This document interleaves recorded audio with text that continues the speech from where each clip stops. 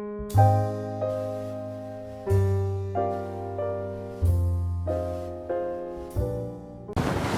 Students, हम लोग Thompson atomic model complete कर चुके हैं।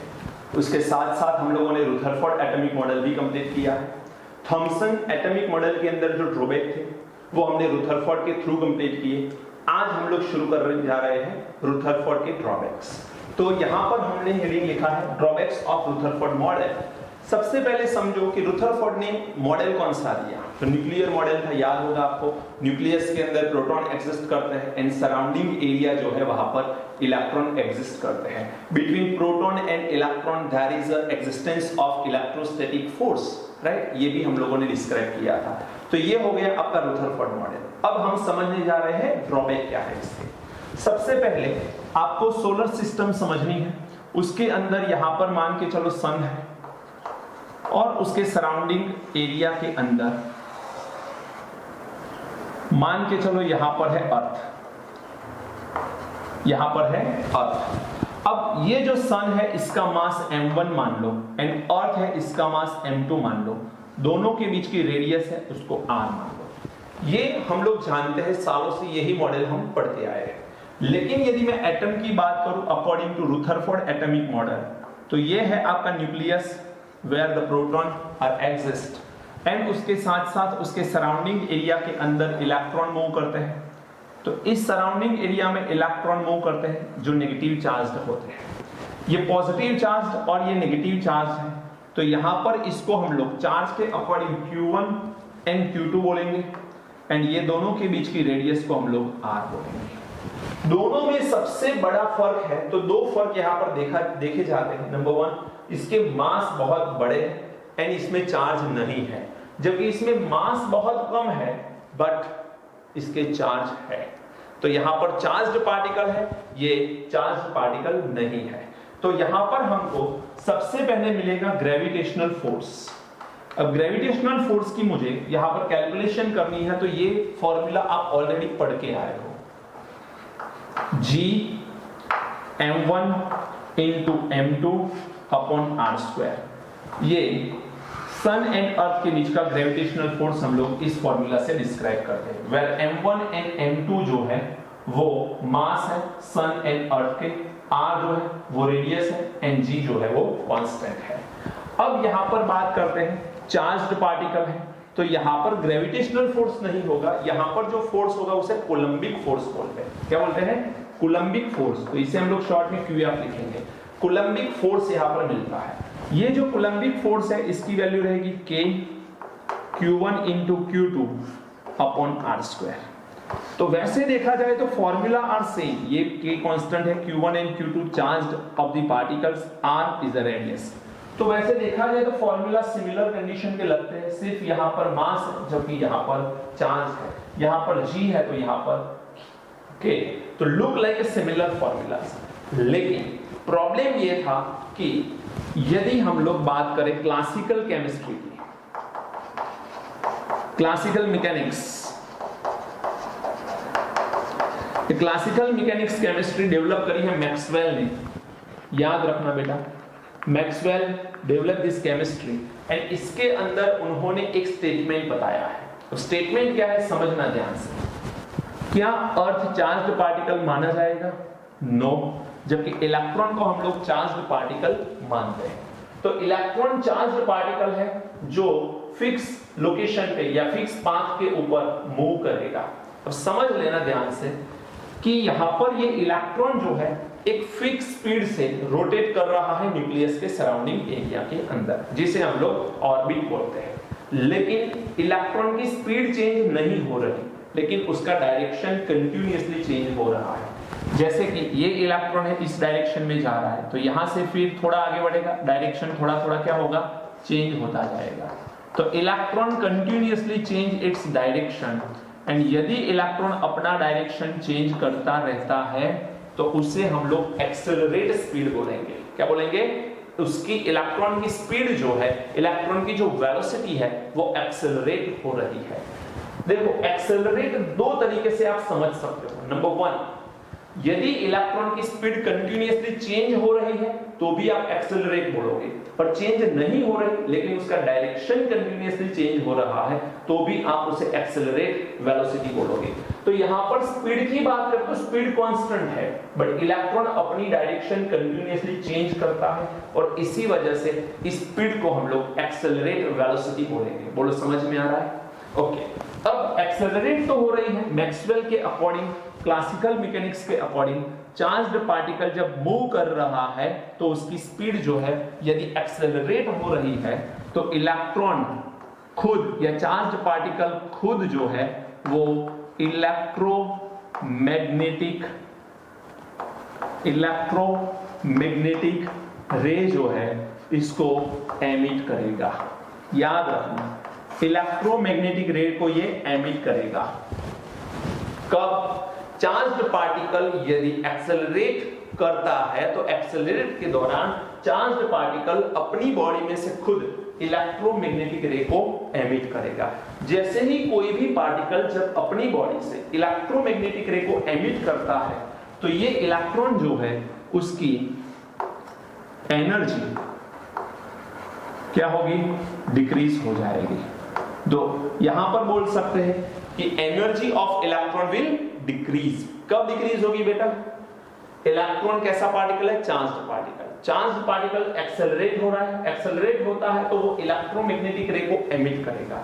सीधी सी बात है, इलेक्ट्रोमैग्नेटिक रे को वो एमिट करेगा तो इलेक्ट्रॉन जो है उसकी एनर्जी कम हो जाएगी। इलेक्ट्रॉन की एनर्जी कम होगी तो अकॉर्डिंग टू मैक्सवेल इलेक्ट्रॉन जो है वो स्लोली न्यूक्लियस के नजदीक आएंगे एंड फाइनली न्यूक्लियस में चले जाएंगे। और इस पूरी फिनोमेना के लिए टाइम लग सकता है सिर्फ 10⁻⁸ सेकेंड।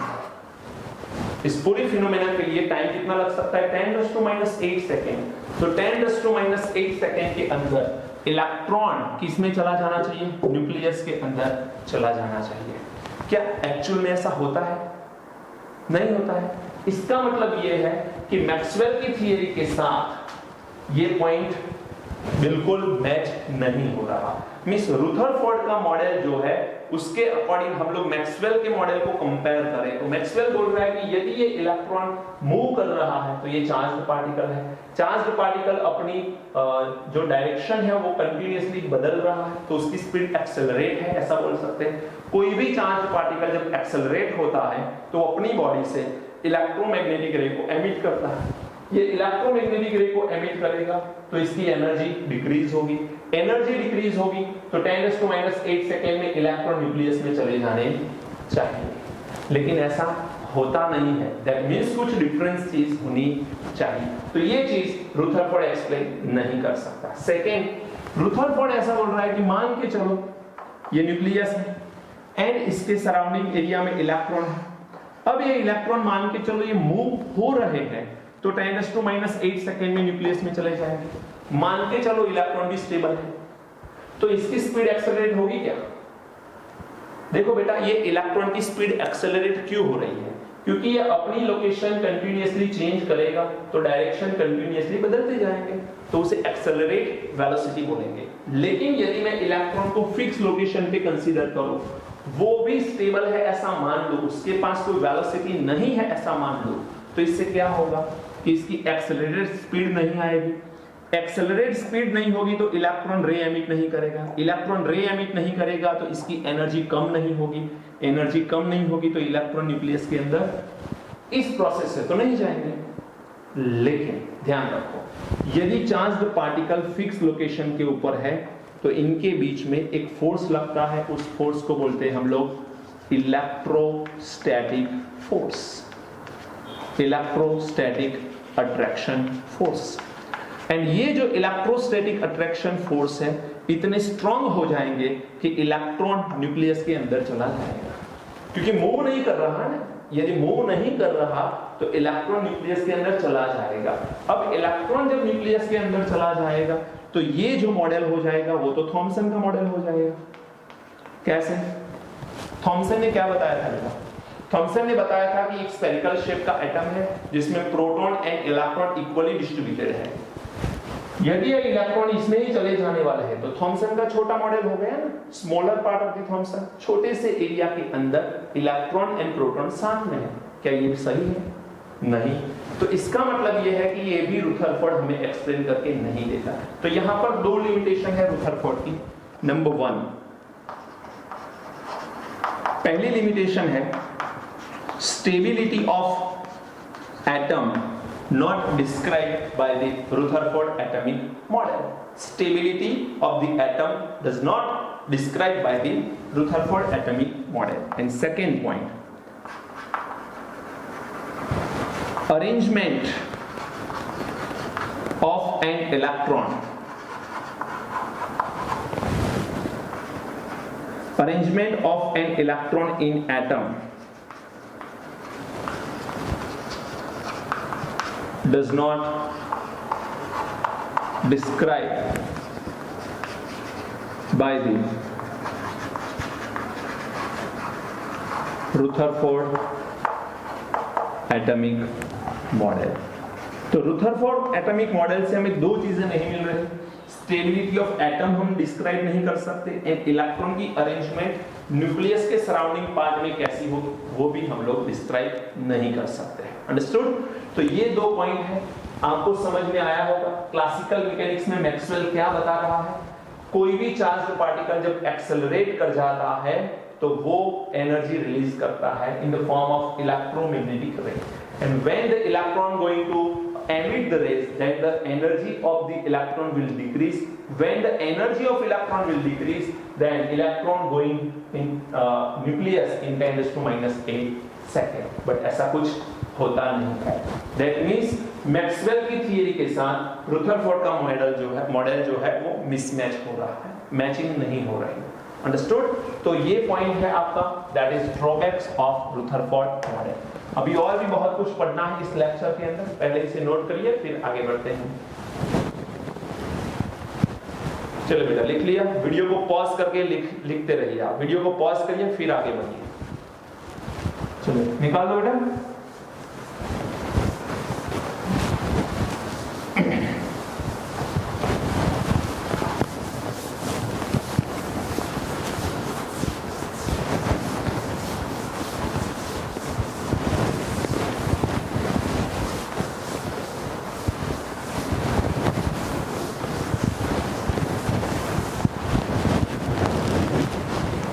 अब हम जो पढ़ने वाले हैं वो बेसिक से पॉइंट कुछ केमिस्ट्री के पढ़ने वाले हैं, कुछ डेफिनेशन होगी, कुछ वर्ड्स आएंगे जो टर्म को आपको याद रखनी पड़ेगी। That is no other way, ये याद रखना ही पड़ेगा आपको। और इंपॉर्टेंट पॉइंट है, इसमें से एमसीक्यू बहुत सारे निकल सकते हैं, जिसमें सबसे पहला है आपका दैट इज आइसोटॉप्स। अब शायद आप 10th में ये पढ़ चुके हो कि आइसोटॉप्स क्या होते हैं, राइट? आइसोटॉप्स को समझना बहुत ही आसान है। तो आइसोटॉप्स क्या होते हैं तो याद रखना, मैं स्टेटमेंट यहां पर बता रहा हूं, equal atomic number but different atomic mass. Means we have a different atom, अलग अलग एटम है जिसके अंदर इक्वल एटॉमिक नंबर है बट डिफरेंट एटॉमिक मास है। तो ऐसे एटम्स को हम लोग एक दूसरे के आइसोटॉप्स बोलेंगे। जैसे कि एग्जांपल के तौर पे मैं ले लूं हाइड्रोजन। अब हाइड्रोजन को यदि लिखा जाए तो हाइड्रोजन 3 तरह के होते हैं। हाइड्रोजन हैविंग 3 टाइप्स, एक को बोलते हैं 1H1, दूसरे को बोलते हैं 1H2 एंड तीसरे को बोलते हैं 1H3। अब ये जो 1H2 है इसको और एक सिंबल से भी लिखा जाता है, दैट इज 1D2, एंड इसको लिखा जाता है 1T3। याद रखना, ये जो हाइड्रोजन है इसको बोला जाता है प्रोटियम, इसे बोला जाता है ड्यूटेरियम, और इसे बोला जाता है ट्रिटियम। याद रखना। अब ये तीनों के अंदर आप लोग एक चीज को ध्यान से देखो तो number of proton are same. अब आपको ये क्वेश्चन नहीं होना चाहिए कि कैसे पता चले, मैंने आपको पहले ही बता दिया है, कोई भी एलिमेंट X है तो नीचे की तरफ जो हम लिखेंगे वो एटॉमिक नंबर होगा, ऊपर की तरफ लिखेंगे वो एटॉमिक मास होगा। इस तरफ भी लिख सकते हो, इस तरफ भी लिख सकते हो। तो ऊपर एटॉमिक मास होगा और नीचे एटॉमिक नंबर होगा। एटॉमिक नंबर को हम लोग नंबर ऑफ प्रोटॉन्स बोलते हैं। तो यहाँ पर नंबर ऑफ प्रोटॉन कितने, 1 1 1, तो नीचे की वैल्यू सेम है, तो तीनों में नंबर ऑफ प्रोटॉन कैसे है बेटा, 1।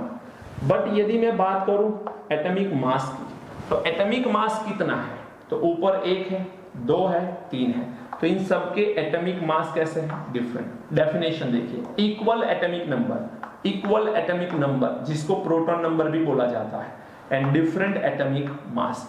आप लोग इसी डेफिनेशन को एक अलग तरीके से लिख सकते हो।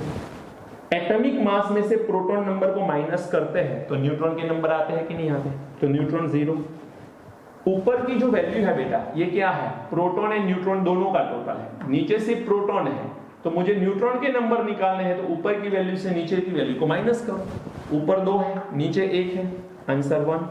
ऊपर 3 है, नीचे 1 है, आंसर 2। तो यहां पर ऐसा भी बोल सकते हैं कि if the atom having the same atomic number but different neutron number, same proton number या atomic number and different neutron number, then it is also known as a isotopes। तो ये तीनों को हम लोग एक दूसरे के आइसोटॉप्स बोल सकते हैं।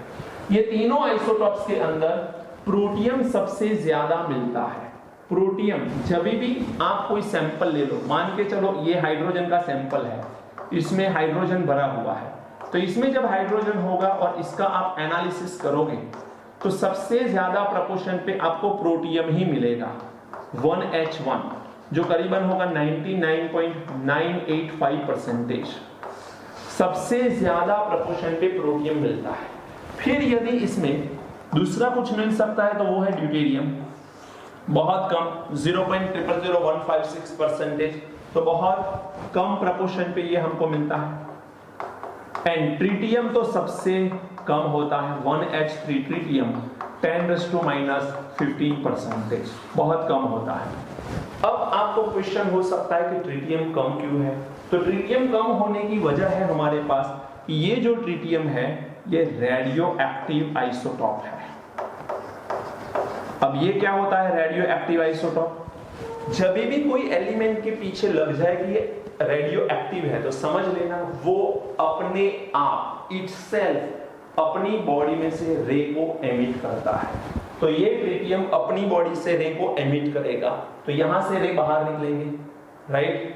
अब यदि अपनी बॉडी में से रे को बाहर निकाल रहा है तो इसका मतलब ये होगा कि ट्रिटियम जो है उसका लाइफ स्पान कम होगा।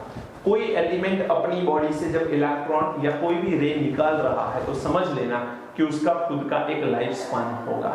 कुछ एलिमेंट ऐसे हैं लाइक यूरेनियम जिनका बहुत बड़ा लाइफ स्पान है, लैक्स ऑफ ईयर उनका लाइफ स्पान है, लेकिन ट्रिटियम की बात करें तो बहुत ही कम है। इन minute it will be destroy, तो इन मिनट ये डिस्ट्रॉय, कुछ मिनट्स में ये डिस्ट्रॉय हो जाता है। तो ट्रिटियम का प्रोपोर्शन बहुत कम मिलता है बिकॉज ये रेडियो एक्टिव आइसोटॉप्स है। दूसरी चीज, ये सब में आप देखो तो प्रोटॉन के नंबर सेम है। यदि प्रोटॉन के नंबर सेम है तो इनके इलेक्ट्रॉन के नंबर भी सेम आएंगे, कितने, 1 1 1। एंड मैं पहले भी बता चुका हूं कि कोई भी केमिकल रिएक्शन सिर्फ और सिर्फ इलेक्ट्रॉन के ऊपर डिपेंड करता है। तो इसका मतलब यह है कि ये तीनों में इलेक्ट्रॉन के नंबर सेम है, सो ये तीनों एक जैसे रिएक्शन बता सकते हैं। दैट मींस इनकी केमिकल प्रॉपर्टीज कैसी होगी, सेम होगी। Chemical properties are same. किसकी केमिकल प्रॉपर्टी सेम होगी, आइसोटॉप्स। क्यों, क्योंकि इलेक्ट्रॉन उनके सेम होते हैं। जैसे कि यदि मैं पानी बनाऊं H2O और मैं बनाऊं D2O, तो ये भी वाटर है ये भी वाटर है, सिर्फ फर्क क्या पड़ेगा, इसमें ऑक्सीजन जो है उसका एटॉमिक मास है कितना, 16, एंड हाइड्रोजन के 2, वैसे एक हाइड्रोजन का 1 लेकिन 2 है तो 2 ऐड करेंगे, तो यहां पर 18 AMU इसका एटॉमिक मास यूनिट हो जाएगा, राइट। यहां पर देखा जाए तो ड्यूटेरियम का मास कितना है, 2, ऐसे कितने हैं, 2, तो टोटल 4 वहां से आएंगे एंड ऑक्सीजन के आएंगे 16, तो यहां पर मिलेगा हमें 20 एटॉमिक मास यूनिट। अब आपको लगेगा ये क्या लिखा सर, AMU, ये है एटॉमिक मास यूनिट। यदि मैं वाटर के पीछे ऐसा कुछ लिखता हूं 18 ग्राम पर मोल, या यहां पर लिखता हूं 20 ग्राम पर मोल, सो डोंट वरी, इसमें और इसमें एक छोटा सा फर्क है। ग्राम पर मोल मींस एक मोल वाटर लेके आप उसका वेट करोगे तो 18 ग्राम वेट आएगा। पहले दिन का लेक्चर मैंने बताया था, एक्चुअली मोल कॉन्सेप्ट सेकेंड दिन का। तो ये जो मोल है इसमें नंबर ऑफ एटम कितने होते हैं या मॉलिक्यूल कितने होते हैं, एवोगैड्रो नंबर जितने। पानी के इतने मॉलिक्यूल लेके आप इसका वेट करोगे तो 18 ग्राम पर मोल निकलेगा। लेकिन इतने मॉलिक्यूल में से पानी का एक मॉलिक्यूल अलग करो, सिर्फ एक मॉलिक्यूल जो आपको दिखता भी नहीं है, ऐसे एक मॉलिक्यूल को सेपरेट किया जाए और उसका मास आप करोगे तो 18 AMU बोला जाएगा उसे। ग्राम एंड AMU का भी रिलेशन है 1.6 समथिंग, वो आएगा तब बताएंगे, अभी कोई मतलब नहीं है उसका, इसलिए मैं नहीं बता रहा। बट एक पानी का मॉलिक्यूल ले लो और उसका AMU में मास 18 ही रहेगा। So number are same but the unit will different. Similarly 6.022 into 10⁻23 D2 वो ले लो, हैवी वाटर बोलते हैं इसे, तो उसका मास हो जाएगा 20 ग्राम पर मोल। लेकिन उसमें से एक D2O को अलग करके उसका मास आप निकालोगे तो वो हो जाएगा 20 AMU। केमिकल प्रॉपर्टी आइसोटॉप्स की सेम होती है, मिस्टेक मत करना, ध्यान से समझ लेना इसे। बोलो समझ में आ रहा है? चलिए अभी और कुछ आइसोटॉप्स में लिखवा रहा हूं आपको, जैसे कि आपके पास है कार्बन 6 कार्बन 14 एंड 6 कार्बन 15। बेटा नीचे की तरफ देखो आप लोग, तो यहां पर नंबर ऑफ प्रोटॉन कैसे है, सेम, बट यहां पर एटॉमिक मास देखो तो 14 एंड 15, तो सेम एटॉमिक नंबर है बट डिफरेंट एटॉमिक मास है, तो इसको हम लोग क्या बोल सकते हैं, आइसोटॉप्स बोल सकते हैं। These are the isotopes. बोलिए समझ में आ रहा है? नेक्स्ट पॉइंट पे आते हैं। 17 क्लोरीन 35 एंड 17 क्लोरीन 37। चलिए बेटा मुझे बताइए क्या ये आइसोटॉप्स है? बिल्कुल है। इसमें नंबर ऑफ प्रोटॉन कैसे है या एटॉमिक नंबर कैसा है?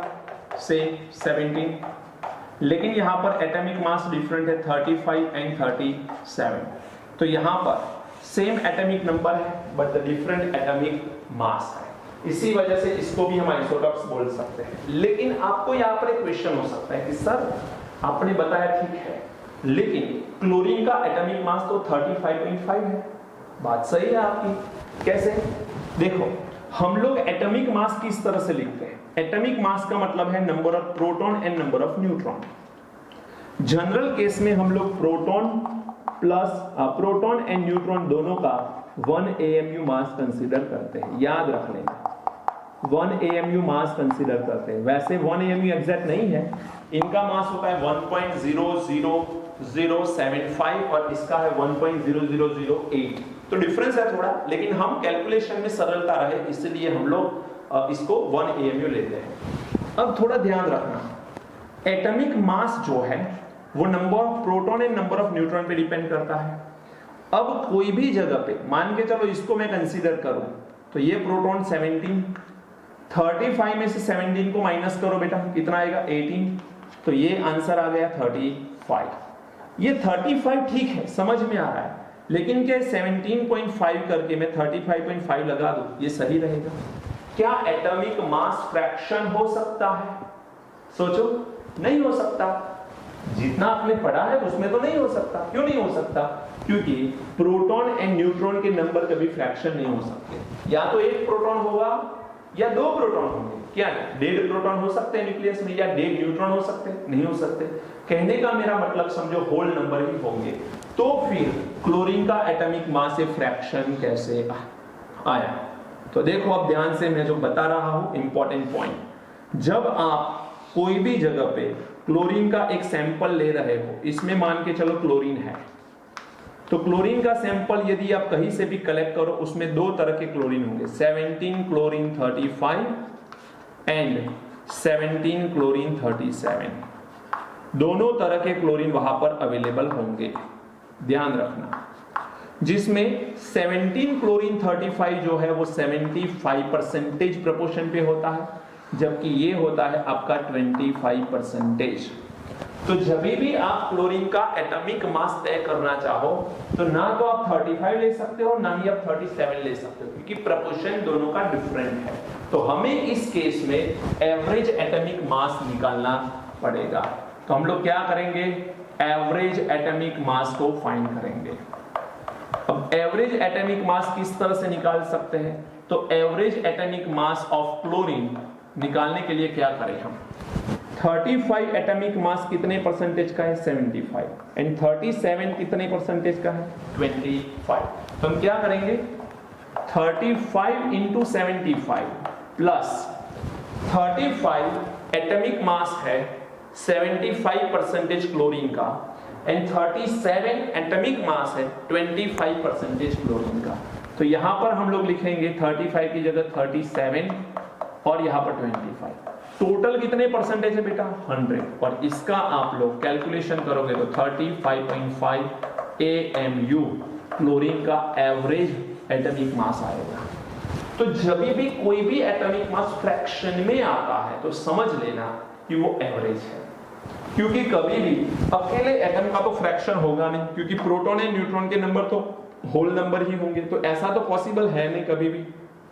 तो सिर्फ और सिर्फ फ्रैक्शन नंबर तभी आ सकता है जब आपके पास आइसोटॉप्स हो, अंडरस्टूड, और आइसोटॉप्स होंगे तभी जाके आप उसके fraction atomic average atomic mass में कन्वर्ट करके फ्रैक्शन में एटॉमिक मास निकालोगे। ओके, अब एक पॉइंट याद रखना, जबकि हम वो फर्स्ट चैप्टर के अंदर बहुत अच्छे से पढ़ेंगे मोल कॉन्सेप्ट के अंदर, लेकिन अभी के लिए कुछ क्वेश्चंस इसमें से आते हैं तो मैं उसको आपको बता दूं।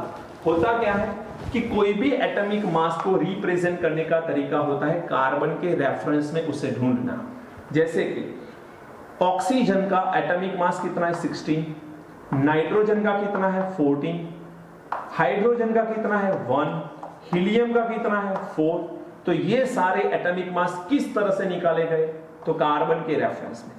कार्बन का एटॉमिक मास 12 लिया गया और इसी वजह से का ऑक्सीजन का 16 है, नाइट्रोजन का 14 है, हाइड्रोजन का 1 है, हीलियम का 4। इन शॉर्ट पूरे पीरियोडिक टेबल के अंदर जितने एलिमेंट हैं उन सारे एलिमेंट का जो एटॉमिक मास आ रहा है वो कार्बन के एटॉमिक मास के रेफरेंस में आ रहा है। मिस जैसे कि हमें परसेंटेज निकालने हैं तो हम लोग स्टैंडर्ड किसे मानते हैं, किस वैल्यू को स्टैंडर्ड मानते हैं, 100 को।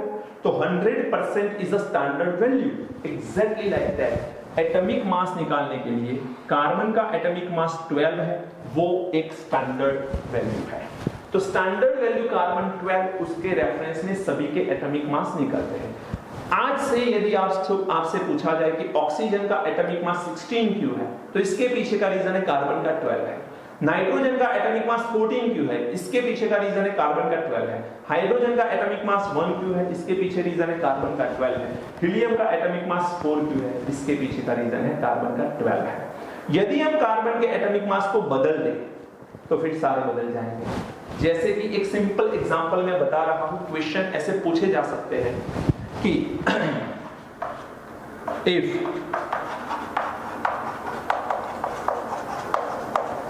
atomic mass of carbon is 20, then what is the atomic mass of oxygen? Oxygen का एटॉमिक मास क्या हो सकता है?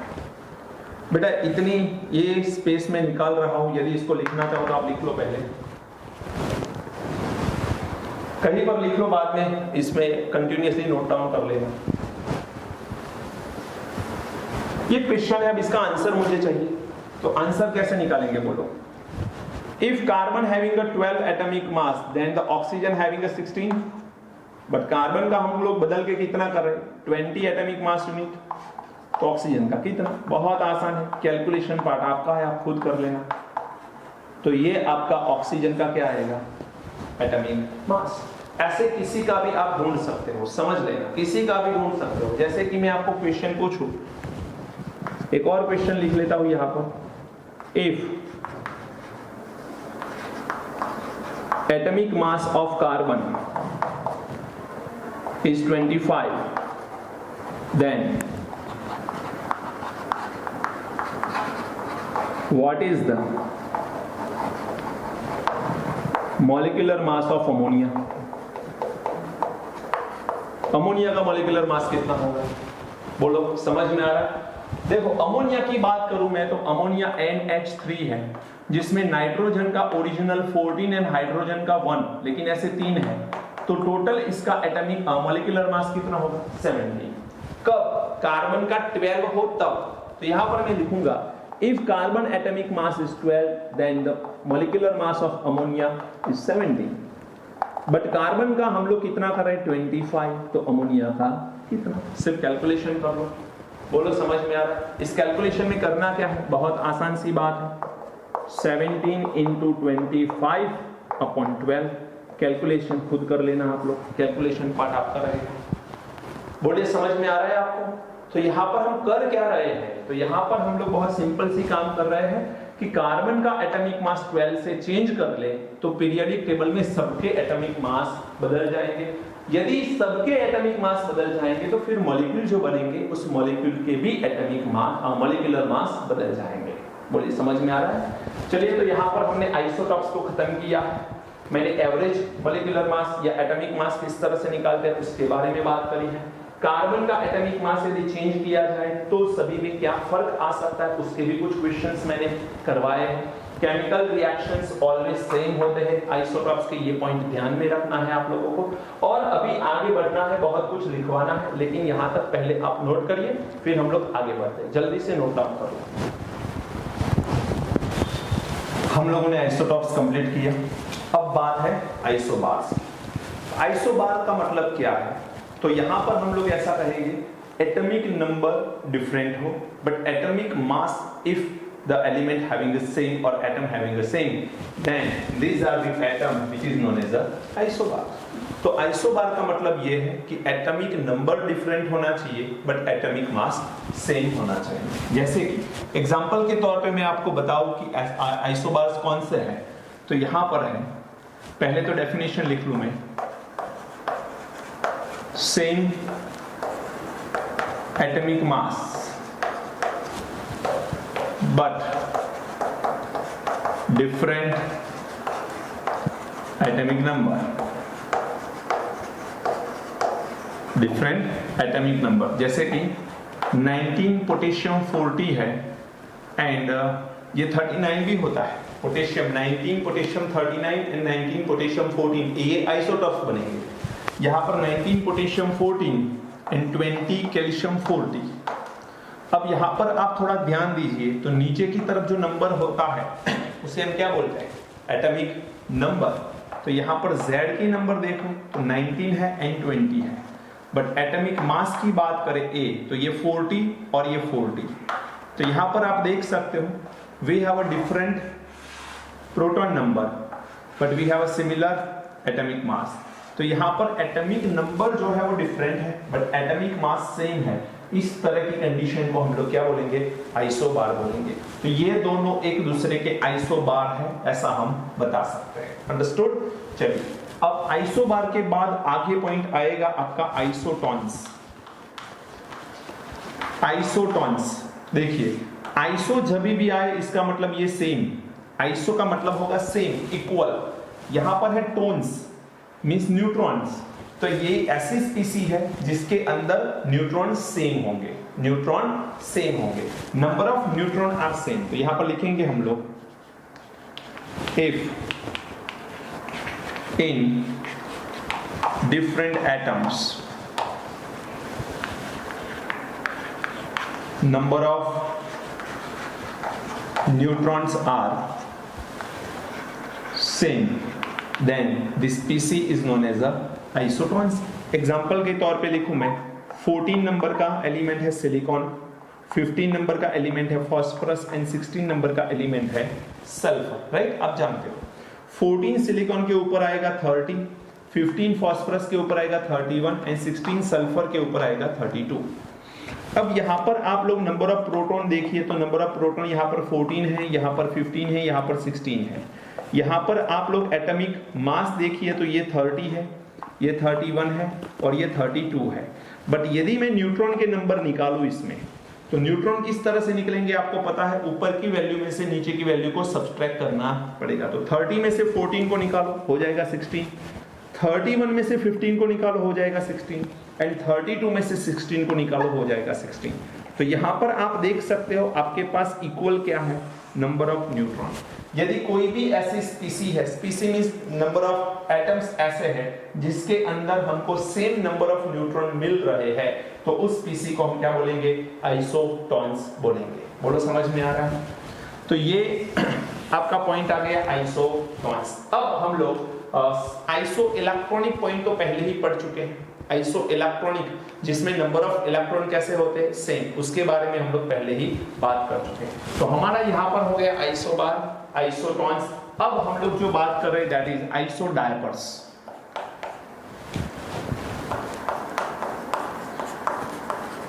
आइसो डायपर्स, आइसो डायपर्स इसका मतलब क्या है? तो इसमें डिफरेंट सेम लाना है, means number of neutron and number of proton का डिफरेंट यदि डिफरेंट एटम में सेम आता है, number of neutron and number of proton का डिफरेंस डिफरेंट एटम के अंदर यदि सेम आता है, तो उसको हम लोग क्या बोलेंगे, आइसो डायपर्स बोलेंगे। अब देखें नाइट्रोजन जो है उसके दो आइसोटॉप्स हैं, नाइट्रोजन के दो आइसोटॉप्स हैं, नाइट्रोजन 14 एंड नाइट्रोजन 15। उसमें से मैं नाइट्रोजन 15 को यहां पर यूज कर रहा हूं, 7 नाइट्रोजन 15 एंड 9 फ्लोरीन 19। ये दो आइसो हम लोग दो डिफरेंट एटम ले रहे हैं। समझना ध्यान से क्या कर रहे हैं हम लोग। यहां पर मैं सबसे पहले निकालू न्यूट्रॉन के नंबर। अब न्यूट्रॉन के नंबर निकालूंगा तो कितने हैं, 15 माइनस 7 करने पड़ेंगे। नीचे का नंबर जो है वो सिर्फ क्या रिप्रेजेंट करता है, प्रोटॉन। कितना है, 7। यहां पर प्रोटॉन के नंबर कितने हैं, 9। जबकि यहां पर न्यूट्रॉन के नंबर कैसे निकालेंगे, तो 15 में से 7 को सब्सट्रैक्ट करो बेटा, कितना आएगा, 8। 19 में से 9 को सब्सट्रैक्ट करो, कितना आएगा, 10। तो यहां पर न्यूट्रॉन के नंबर दोनों में अलग अलग है, प्रोटॉन भी अलग अलग है, एटॉमिक मास भी अलग है, सब कुछ अलग अलग है। लेकिन जब बात करें हम लोग न्यूट्रॉन माइनस प्रोटॉन की, तो neutron minus proton means 8 minus 7, 8 minus 7, answer is 1। यहां पर न्यूट्रॉन माइनस प्रोटॉन करो तो यहां पर 10 माइनस 9, द आंसर इज 1। तो यहां पर न्यूट्रॉन एंड प्रोटॉन का जो डिफरेंस आता है वो देखिए, तो डिफरेंस कैसा है, सेम। यदि न्यूट्रॉन एंड प्रोटॉन का डिफरेंस सेम आ रहा है तो उसे हम लोग आइसो डायपर्स बोलेंगे। बोलिए समझ आ रहा है? तो ये आइसो डायपर्स का मतलब ध्यान रखो, एटॉमिक नंबर अलग हो सकता है, एटॉमिक मास अलग हो सकता है, सिर्फ सेम हो सकती है डिफरेंस की value. Means number of neutron minus number of proton करिए, यदि वो वैल्यू सेम आती है तो उससे हम क्या बोलेंगे, आइसो डायपर्स बोलेंगे। अंडरस्टूड? अब बात करनी है हम लोगों को आइसोस्टर्स के बारे में। आइसोस्टर, आइसोस्टर में दो चीजें सेम होती है बेटा, एक नंबर ऑफ एटम्स एंड दूसरी चीज नंबर ऑफ इलेक्ट्रॉन्स। डिफरेंट स्पीसी है, उसमें नंबर ऑफ एटम्स सेम होने चाहिए एंड नंबर ऑफ इलेक्ट्रॉन यदि सेम आते हैं तो समझ लेना, number of atoms and number of electron if different species having the same, then this is known as a isostar। Example के तौर पे हम लोग देखें तो मान के चलो हम लोग यहां पर ले ले CO2, क्या ले ले, CO2। दूसरा एक एग्जाम्पल ले ले हम लोग N2O। अब CO2 एंड N2O ये दोनों के अंदर देखो दो डिफरेंट मॉलिक्यूल है, बट यहां पर एक कार्बन एंड दो ऑक्सीजन है, right, single carbon and 2 oxygen. इसका मतलब यह है कि इसमें नंबर ऑफ एटम कितने हैं। मैं नंबर ऑफ एटम्स की बात करूं तो इसमें नंबर ऑफ एटम आर 3, इसमें भी नंबर ऑफ एटम कितने हैं, 3। 2 नाइट्रोजन है, 1 ऑक्सीजन, टोटल 3 हो जाएगा। तो यहां पर नंबर ऑफ एटम कितने हो रहे हैं, 3 हो रहे हैं। अब बात करनी है हम लोगों को नंबर ऑफ इलेक्ट्रॉन के बारे में। नंबर ऑफ इलेक्ट्रॉन्स कितने, अब आपको पता होना चाहिए कि कार्बन का एटॉमिक नंबर कितना, जितना कार्बन का एटॉमिक नंबर होगा उतने ही उसमें इलेक्ट्रॉन होंगे। सिमिलरली ऑक्सीजन का एटॉमिक नंबर सोचो, उतने ही उसमें इलेक्ट्रॉन होंगे। तो कार्बन का एटॉमिक नंबर होता है 6, ऑक्सीजन का एटॉमिक नंबर होता है 8, राइट? कितना? 8। बट कितनी बार है ऑक्सीजन? 2 बार। तो 8 इंटू 2 16 हो जाएगा। 16 प्लस 6 यहां पर हो जाएंगे हमारे 22 इलेक्ट्रॉन, राइट? चलिए यहां पर हम लोग इलेक्ट्रॉन निकालते हैं। नाइट्रोजन का एटॉमिक नंबर सोचो बेटा 7, 14 तो उसका एटॉमिक मास, 7 एटॉमिक नंबर है, कितने? 2। तो यहां पर आएंगे 14, क्योंकि 7 इंटू 2 14 हो जाएंगे। एंड ये ऑक्सीजन है, इसका एटॉमिक नंबर हो जाएगा 8। मींस ऑक्सीजन के अंदर एटम आएंगे 8। टोटल करिए तो अगेन इसमें टोटल कितना है? 22 इलेक्ट्रॉन। तो N2O के अंदर भी 22 इलेक्ट्रॉन है, CO2 के अंदर भी 22 इलेक्ट्रॉन है। उसके अलावा दोनों में नंबर ऑफ एटम कितने आ रहे हैं? 3। Number of atom are 3। So number of atom are same and the number of electron are same. That means this species is known as the isosters. तो इसको हम लोग isostar species बोल सकते हैं। बोलिए समझ में आ रहा है? Any doubt? आपको मैंने डिफरेंट चीजें बताई है। अभी और एक एग्जांपल मैं बता दूं तो एक साथ सब कुछ हो जाए। ऑलरेडी इसके बारे में हम बात कर चुके हैं। अगेन सेकेंड टाइम आ रहा है, that is isoelectronic. Isoelectronic species का मतलब क्या है? Number of electrons are same if different species having a same number of electron, that is known as a isoelectronic species. अब isoelectronic species की बात करें हम तो इसमें एग्जाम्पल के तौर पे जो लास्ट एग्जाम्पल मैंने बताए थे जिसमें F-1, फिर आएगा हमारा O2-, इसको 1- बोल दे, ये N3-, उसके बाद आएगा neon, then Na+, then Mg2+ and Al3+। मैं ज्यादा डिटेल में नहीं जा रहा बिकॉज लास्ट लेक्चर हमारा था, इसी के बारे में मैंने बात करके रखी है। ये सिर्फ एग्जांपल बता रहा हूं सो आपको रिमाइंड हो जाएगा एक बार। फ्लोरीन का एटॉमिक नंबर कितना होता है? 9, ऑक्सीजन का 8, नाइट्रोजन का 7, नियॉन का 10, सोडियम का 11, मैग्नीशियम का 12, एल्यूमिनियम का 13। अब देखिए 9 नंबर का एलिमेंट है फ्लोरीन, जिसमें मैं -1 लिख रहा। यदि मैं वहां पर 1- लिखूं तो इसका मतलब वो एक इलेक्ट्रॉन गेन कर रहा है। तो ये एक इलेक्ट्रॉन गेन करेगा। एक्चुअल में उसमें इलेक्ट्रॉन 9 होंगे, बट एक इलेक्ट्रॉन गेन करेगा तो इसमें कितने हो जाएंगे? 10। 8 2 इलेक्ट्रॉन गेन कर रहा है तो 8 इलेक्ट्रॉन ऑलरेडी है, 2 इलेक्ट्रॉन गेन करेगा, अगेन हो जाएंगे 10। 7 नंबर का एलिमेंट है नाइट्रोजन, तो 3 इलेक्ट्रॉन गेन कर रहा है, 10 हो जाएंगे। नियॉन कोई इलेक्ट्रॉन गेन नहीं कर रहा तो इसमें 10 इलेक्ट्रॉन है। सोडियम की बात करें हम तो सोडियम में 11 इलेक्ट्रॉन होने चाहिए, बट मैं सोडियम आयन बना रहा हूं, पॉजिटिव आयन। तो ये पॉजिटिव आयन है तो एक इलेक्ट्रॉन वो रिलीज करेगा। सोडियम में से यदि एक इलेक्ट्रॉन रिलीज हो जाएगा तो यहां पर बचेंगे 10 इलेक्ट्रॉन। मैग्नीशियम में से 2 इलेक्ट्रॉन रिलीज हो जाएंगे, अगेन बचेगा 10 इलेक्ट्रॉन। एंड एल्यूमिनियम में से 3 इलेक्ट्रॉन रिलीज होने से बचेंगे 10 इलेक्ट्रॉन।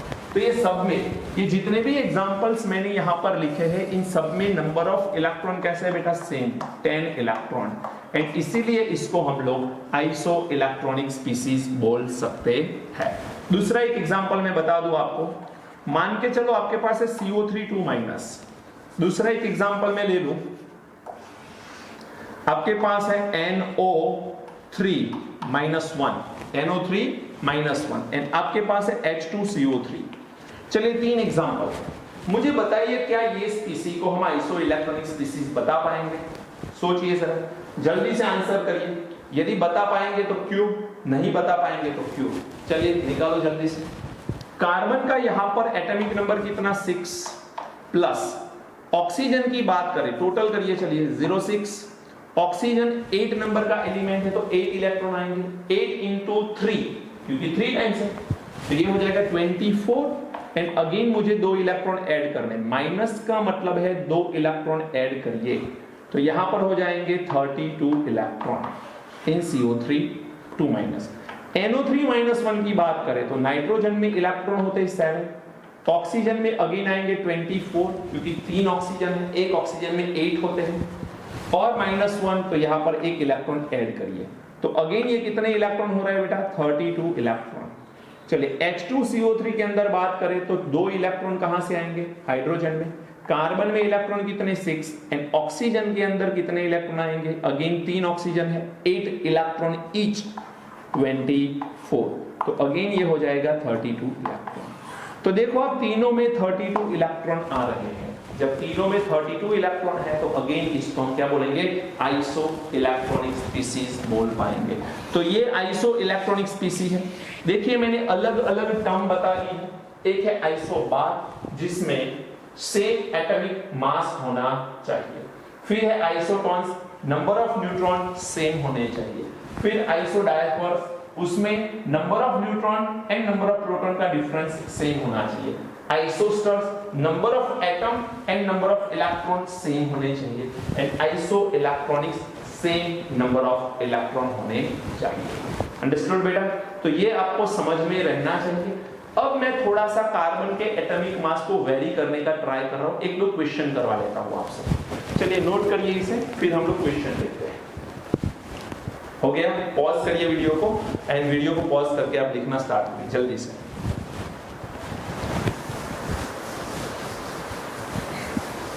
छोटे छोटे 2 क्वेश्चन मैं करवा लेता हूं जिससे आपको थोड़ा सा आइडिया रहेगा कि इस तरह के क्वेश्चन आए तो कैसे आपको सॉल्व करना है।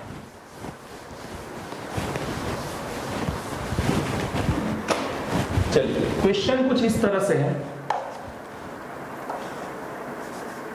इफ कार्बन के अंदर हम लोग एक काम करें, नंबर ऑफ न्यूट्रॉन जो है उसको डबल कर लें, नंबर ऑफ इलेक्ट्रॉन को इक्वल रखें सेम, एंड प्रोटॉन जो है उसको भी सेम रखें, तो चेंज मास या न्यू मास कितना होगा? चलो चेंज नहीं लिखना, न्यू मास ऑफ कार्बन कितना होगा? ये एक क्वेश्चन है आपका। अब देखो आपको पता है कि कोई भी एटम का मास हम लोग कार्बन के रेफरेंस में निकालते हैं। ओरिजिनली जिस कार्बन के रेफरेंस में निकालते हैं वो कार्बन क्या है? 6 कार्बन 12, राइट? अब 6 कार्बन 12 है तो यहां पर 6 कार्बन 12 लिखो, जिसमें ओरिजिनली प्रोटॉन होने चाहिए 6, न्यूट्रॉन होने चाहिए 12 माइनस 6 एंड इलेक्ट्रॉन इसमें आएंगे 6। अब आपको पूछा गया है यहां पर क्या कर रहे हैं? न्यूट्रॉन डबल कर लो। न्यूट्रॉन बेटा है कितने? 6। तो नए न्यूट्रॉन कितने करने? Double. Double mean 6 into 2 12। Proton कैसे रखोगे? सेम। तो प्रोटॉन में कोई चेंज नहीं करना, इलेक्ट्रॉन में कोई चेंज नहीं करना क्योंकि इलेक्ट्रॉन भी सेम रखने हैं। अब आपका यहां पर मास कितना था? प्रोटॉन एंड न्यूट्रॉन के टोटल को हम मास कंसीडर करते हैं। तो यहां पर मास कितना है? 12। यहां पर मास कितना आ रहा है? यहां पर मास आ रहा है आपका 18। तो यहां पर नया जो मास आएगा वो होगा 6 कार्बन 18। ये कार्बन बनेगा नया। यदि आप लोग न्यूट्रॉन के नंबर में अलग अलग चेंजेस करोगे तो कार्बन के एटॉमिक नंबर अलग अलग बन सकते हैं, ध्यान रखना। ओके, एटॉमिक मास अलग अलग बन सकते हैं, एटॉमिक नंबर तो सेम ही रहेगा, कभी हम एटॉमिक नंबर में चेंज नहीं ला सकते। दूसरा पॉइंट या दूसरा एक क्वेश्चन करिए चलिए कि कार्बन के नंबर ऑफ न्यूट्रॉन को ट्रिपल किया जाए, इलेक्ट्रॉन को डबल किया जाए एंड प्रोटॉन जो है उसे हम लोग सेम रखें, तो न्यू मास कितना होगा? न्यू मास कार्बन का कितना होगा? चलो कर सकते हो आप, ट्राई करिए जल्दी से, कितना हो सकता है? अगेन 6 कार्बन 12 जिसमें proton 6 originally, neutron 6 originally and electron भी 6 ओरिजिनली। लेकिन यहां पर बोला गया है न्यूट्रॉन को ट्रिपल कर लो। यदि न्यूट्रॉन को ट्रिपल करें तो 6 इंटू 3 18। प्रोटॉन तो सेम ही रखने, प्रोटॉन में कोई चेंज नहीं करना, तो ये तो 6 ही रहेंगे। एंड इलेक्ट्रॉन के नंबर को बोला गया है डबल करो, तो इलेक्ट्रॉन हो जाएंगे आपके 12। इस केस के अंदर न्यू मास कितना होगा बताइए बेटा? न्यू मास इलेक्ट्रॉन के नंबर में चाहे कितना चेंज कर लो, मास में चेंज वो नहीं ला सकता बिकॉज वो नेग्लिजिबल बिट है। बात आ रही है प्रोटॉन एंड न्यूट्रॉन की, तो इसका आप टोटल करो, प्रोटॉन एंड न्यूट्रॉन का टोटल करिए तो 18 प्लस 6 कितना हो जाएगा 24। तो न्यू मास विल बी 24, ये हो गया 12। तो ये 12 है जबकि ये कितना हो रहा है 24। Any doubt? बोलिए समझ में आ रहा है? 100% इंक्रीज हुआ, 12 था और 12 इंक्रीज हुआ, मींस 100% इंक्रीज हुआ। ये यहाँ पर 12 था एंड 18, तो एक काम करो, इसके परसेंटेज कितने होंगे निकालो। वेट में परसेंटेज वाइज कितना इंक्रीज है, मुझे कमेंट बॉक्स के अंदर आंसर करिए आप लोग। ओके, तो 12 है तो 100 है, 18 हो गया तो कितना हो सकता है, तो डिफरेंस कितना है 6। 12 इंक्रीज होता है तो 100% इंक्रीज होता है। यहाँ पर 12 एंड 18 डिफरेंस कितना है 6 का, तो 6 इंक्रीज होने से कितना डिफरेंस आ सकता है। आसान, अभी मैं बोला आंसर आ गया, आप लोग कमेंट बॉक्स के अंदर लिख के भेजिए, मुझे पता चलेगा कि आप लोग समझ रहे हो कि नहीं। ओके, तो बेटा यहाँ तक इस लेक्चर को आज खत्म करते हैं। कल से हम लोग आगे बढ़ेंगे और कुछ नए चीजें आपको सिखाना है मुझे। कल से चैप्टर में कुछ नई चेंजेस आने वाले हैं, कुछ नए ऐसे पॉइंट जो आज तक आपने नहीं देखे, ऐसे पॉइंट भी हम कल से देखने वाले हैं। तब तक इसे नोट करिए, ऐसे कोई क्वेश्चन है तो आप सॉल्व करते रहिए। मैं एक असाइनमेंट भी आपको भेजूंगा जो आपको घर पे बैठ के सॉल्व करना है। जो नए स्टूडेंट अभी अभी ज्वाइन किए हैं वो लोग परफेक्ट ग्रुप की चैनल के ऊपर या perfect chemistry class, perfect chemistry bye Brijesh sir, इसमें केमिस्ट्री के ही लेक्चर मिलेंगे, लेकिन परफेक्ट ग्रुप के अंदर सारे लेक्चर्स अवेलेबल होंगे। तो आप लोग पुराने लेक्चर्स भी देख लो अच्छे से। आज ही यदि आप लोग एनरोल हुए हो तो इस लेक्चर को तो अच्छे से देखिए, लेकिन बाकी के लेक्चर को पहले देखना पड़ेगा, फिर इस लेक्चर में आपको कुछ समझ में आएगा। ओके, चलिए सेफ रहिए, all the best, God bless you.